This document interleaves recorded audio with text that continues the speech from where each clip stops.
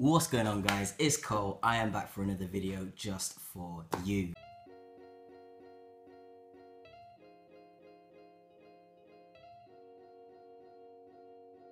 So today's video is the long-awaited how to soothe internal dysphoria. So this video is part of my transparent web series, so if you do want to see any of my other videos, then head to my channel and there's plenty more on there for yourself as well.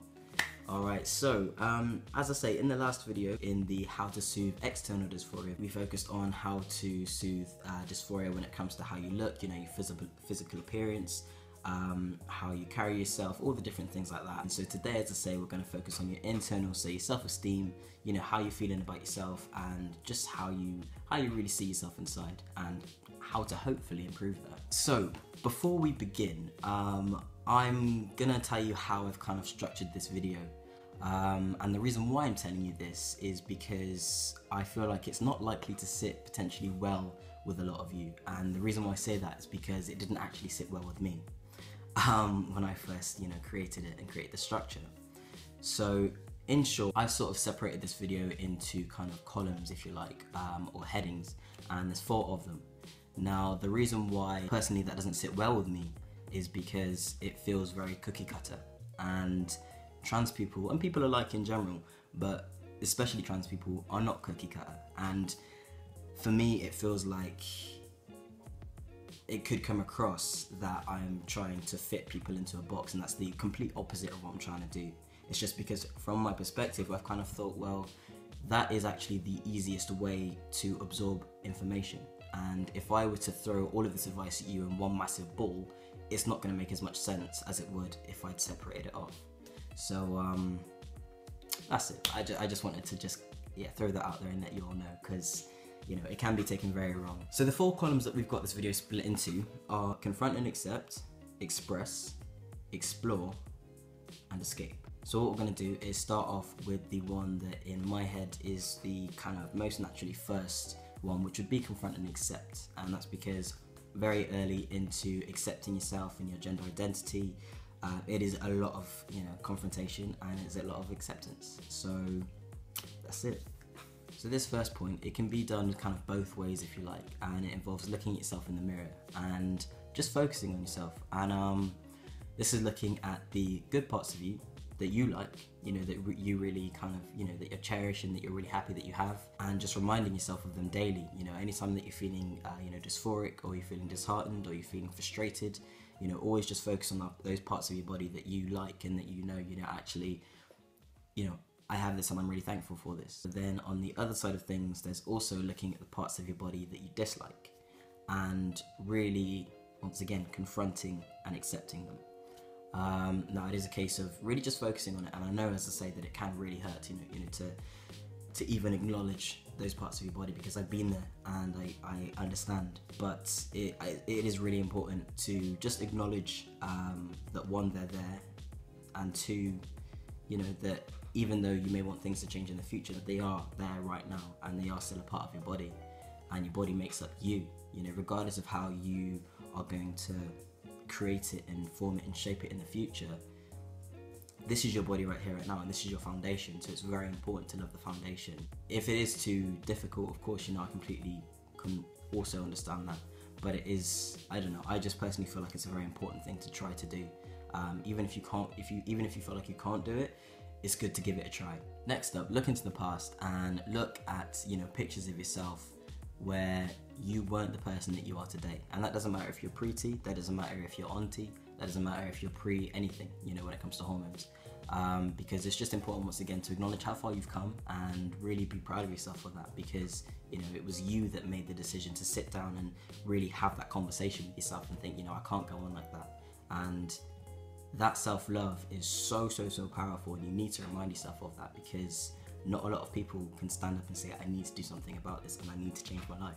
And finally, within this section, don't compare yourself to others. Now, it's, you know, it's really good to be inspired and to look up to others. That's a whole different thing. But when it comes to comparisons and comparing yourself, you know, I know it's easier said than done, but as soon as you get into that mindset, odds are your mind is also going to shift into more of a negative mindset. And so it's all about just trying to reinforce that positivity and just reinforce that, you know, you are yourself, and that is absolutely okay. Alright, so next section, what we're looking at is expression. So expressing yourself, which is such an important thing. So first of all, count your blessings every single day. Just count your blessings and anything that you're really, really grateful for. Also, next up, exercise. Not only does it make you feel good because it releases endorphins, you know, the feel-good chemical in your brain. Also, when you see progress, you know, potentially towards whatever goals that you may have, then it makes you feel good as well. So there's just benefits regardless when it comes to that. Next point I actually mentioned in the last video as well, but I just want to reiterate, talk to somebody, because it's crazy how much of a difference it makes and how much more clear your mind is. And it also could potentially help you find, you know, pinpoint the source of your dysphoria, because your mind is so much clearer if you just talk it out. You know, as I say, whether that be to a counsellor or a really good trusted friend or family member, it's just really important to express those thoughts inside, because it just gets way too busy in there if there's dysphoria on top of everything else as well. It's a lot, I get it. Next one, I actually did this in one of my previous videos as well, which is the So You Think You're transparent video. And what it was is I wrote a letter to myself back when I was pre-T. My counsellor told me to, and so it may be beneficial to you to give it a try as well. Now, in this letter, really you want to write to yourself about, you know, how you feel, like the way that you feel and why you feel it, from, you know, as far as you can understand so far. And then also after that, write a section about how you want to feel and, you know, where you see yourself, and just literally write it out word for word in as much detail as you like. You know, it can be as many pages as you like, but just write it all out. And then after that, write how you think right here, right now, that you can get to where you want to feel. Now, not only does that kickstart motivation, whether that be to book your first doctor's appointment, whether that be to book your first counsellor's appointment, whether that be to come out to your family or friends, but it's such a good way to just, you know, just to start that burning sense of motivation, because it's very easy to procrastinate when you feel uncomfortable, and it's just a really, really good tool, you know, whether that be to do with a transition or anything else in your life. Just write a letter to yourself, as I say, and just get it all out, and hopefully it will go as well for you as it does for me. And then what you can also do is, after, whether that be a few months or a few years, you can then reread the letter. So don't look at it after you've written it at all, just put it down, unless there's certain points you want to keep for motivation purposes. But reread it and see how much progress you've made, and it's just really, once again, really powerful to sort of see where you are and how you've reached your goals without even kind of realizing, if that makes sense. And if you don't know what I mean, write the letter to yourself and you'll see what I mean, I think. So yeah, let me know how it goes, everybody. So I'm intrigued. And finally, express yourself, and whether that be through art, music, sport, drama, any hobbies that you have, or if you don't have any hobbies, then start making a hobby, you know, create a hobby, because it's so important to remember who you are outside of your transition. You know, it's very, very easy, especially because of the amount of time that dysphoria and transitioning and getting on hormones and surgeries on your mind. It's so important to remind yourself that you're not just your transition, especially, as I say, when your mind is so surrounded by it. Even if, you know, all of your friends are trans as well, once again, it's hard to kind of step out of that world and think, okay, yes, being trans is part of my identity, but there is so much more. And as I say, if you don't have a hobby or another way to express yourself, you know, create it, because, as I say, it's so important to just make sure that you are someone other than a transgender individual, and to make sure that you know that too. The next section we're going to go to is explore. So first of all, find validating media, whether that be through Instagram, YouTube, books, audiobooks, anything like that at all, just to remind yourself that you're not alone in this, and that other people do feel, you know, exactly how you do as well, or a version of. And if you're watching this video, then you're doing exactly that, so perfect. That's exactly what we want. Next up, once again, a reminder from the previous video, find a community, whether that be, even if it's not in your city, find a community online. You know, use the internet as a tool to help you find people that are like you. If you are in quite a sort of isolated area, or quite a, you know, a far out area, at least you know that you've still got a family online, or, as I say, if you live in a city, with that, with people as well. And next up, so self-love. When it comes to that, it's very easy to go on default and sort of, you know, whether you're trying to be more humble, or whether you genuinely don't believe people when people compliment you, learn to accept the compliment. You know, whether that be a thanks, even if you personally don't feel like you mean thanks, keep saying thanks, and it will almost retrain your brain to accept the compliment and really just take that as that person telling the truth, because odds are they probably are. They won't say things like that if they didn't mean it. And so it's just so important for you to understand and believe people when they say that to you, because if you're the sort of person that says no I'm not, or thanks but that's not true, or anything like that at all, once again it's just reinforcing those negative kind of views on yourself. And this last one in this section is a bit of a random one, but there's this app that you can get on iPhones. I think you can also get it on Android, which is called Phillips Grooming. I'll put a link to it in the description below if I can. If not, then I'll show, I'll find a way to show you guys how to download it. So what you can do is you take a picture of yourself, and the app allows you to choose several different styles of beard, whether that be a mustache, a full beard, stubble, etc., color, everything. And you can shape it to your face. And the difference that makes, if you feel really dysphoric that day, you can look at that picture and really just sort of see your future self. I used to use it when I was pretty, and it really just does help to sort of strengthen that vision of that person that you're looking to become. So check that one out, as I say, Phillips Grooming, and as I say, I will put information down below if I can. And final section today is escape.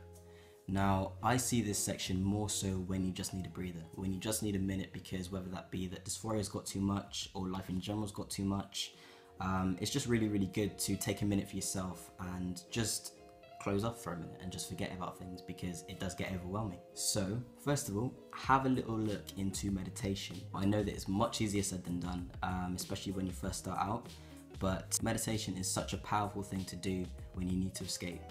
Now, if you're not really sure of sort of how to begin, some of the things that I've done to help train my brain and help to sort of stay focused is practice mindfulness. Now, the way that I started out with practicing mindfulness is, say you're just about to go to sleep, then close your eyes and literally just focus on your breathing. Your brain will go off and your brain will start thinking about this, that, the other, but just keep gently bringing it back to your breathing and focus on how it sounds and how it feels, and then look into your senses. So what can you smell? What can you hear? What can you see? Everything like that, and just focus on that and allow yourself to be fully in the moment. And by doing that, one, it makes me fall asleep really fast, which is great, and two, I feel like it's a really good stepping stone into meditation, because it is, for me, I feel like it's a version of meditation, and it could be, I need to do more research into it really, but it just does help you just escape from your thoughts for a minute.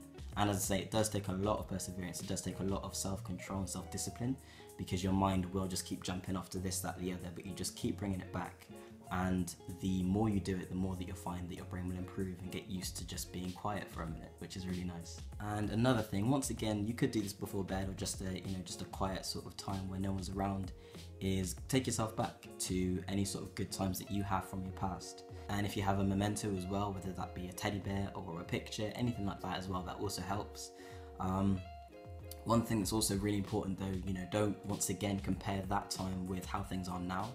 This is literally purely for the purpose of giving your mind just a breather. And from my experience, it just allowed me to sort of relive a little bit of that comfort that I felt from that time, or there's laughs, or just that good time in general, and it just may give you, as I say, a little bit of that breather that you may need. And the final thing today that I don't think really comes under any of these sections really, but it is also just a really, really important one, and that's just to simply keep reminding yourself that it will get better. This isn't it. This isn't how things will forever be. You've already made it this far to take it upon yourself to sit down and think, I need to do something about this, and I need to come out, and I need to change the way that I'm living my life. And so that changed from there. So you need to remember that, the fact that you brought yourself from there to here means that you can go from here to somewhere else again. And that's so important to remind yourself, and just to keep acknowledging and keep it strong in your mind, because it's very easy once again to give up hope and to get frustrated with waiting times, etc., and money, and the cost of everything. But as I say, you've made it as far as this, and you'll get so much further again. And it's just, as I say, it's just acknowledging that you had enough self-love not to quit and not to sit down and say, I can't do this, this is too hard to say out loud, to do this, to do that. And when I say it out loud, I mean even admitting it to yourself. You don't have to necessarily tell anyone to prove your self-love to yourself. Because if you've come to the stage where you've already admitted that you're trans, you know, or you're in the process of even acknowledging that, that shows an incredible amount of self-love in itself. And so anytime that you dislike yourself or that you feel like you're not good enough, just remember how much self-love that you had to initially make that decision to think, okay, let me sit down and let me look at this in myself, or tell to other people regardless. So that's it. I probably said several different versions of that in this video quite a few times, but I just feel like it's really important. So that's it, I'm done, I swear. So that's it for today. So thank you so much for watching. I really do appreciate it, and I hope you did enjoy the video.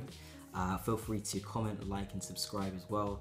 Once again, you know, any sort of video topics that you'd like me to do, feel free to let me know, whether that be through direct message on Instagram or obviously in the comments below, along with any advice that you may need. So that's pretty much it, as I say. Hope you have a great day, and I'll speak to you soon, guys. Alright, peace.